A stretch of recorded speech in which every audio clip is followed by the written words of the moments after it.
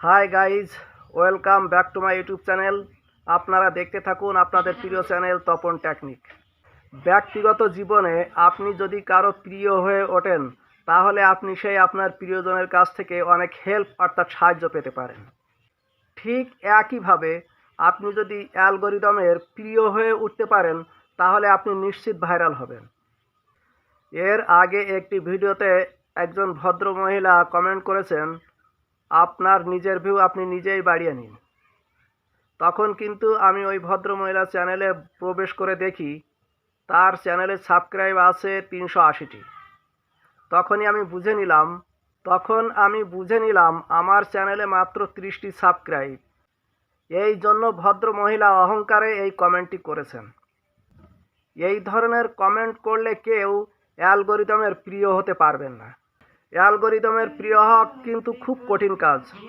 বড় বড় ইউটিউবাররা এই কঠিন কাজ সহজ করে ফেলেন, তাই তারা অ্যালগরিদমের প্রিয় হয়ে ওঠেন। এই জন্য তারা সহজেই ভাইরাল হয়ে থাকেন। অ্যালগরিদম কোনো ইউটিউবারকে চেনে না, অ্যালগরিদম চেনে সিস্টেমকে। অ্যালগরিদমের প্রিয় হতে গেলে কি করতে হবে তার কয়েকটি বিষয় আমি তুলে ধরছি।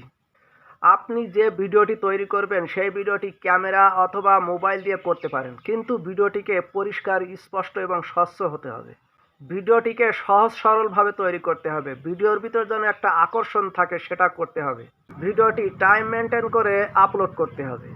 আমরা বেশিরভাগ ইউটিউবাররা টাইম মেনটেন করে ভিডিও আপলোড করতে পারি না। আমাদের টাইমের 19-20 হয়েই থাকে। এই জিনিসটি অ্যালগরিদম কিছুতেই পছন্দ করে না। অনেক সময় আমরা নিয়মিত ভিডিও আপলোড করতেও পারি না। একই ক্যাটাগরির ভিডিও অ্যালগরিদম পছন্দ করে, কিন্তু আমরা কি করি, একই চ্যানেলে অ্যালবাম ভিডিও আপলোড করতে করতে হঠাৎ আবার বাংলা নাটক আপলোড করে ফেলি। এটি কিন্তু অ্যালগরিদম মোটেই পছন্দ করে না।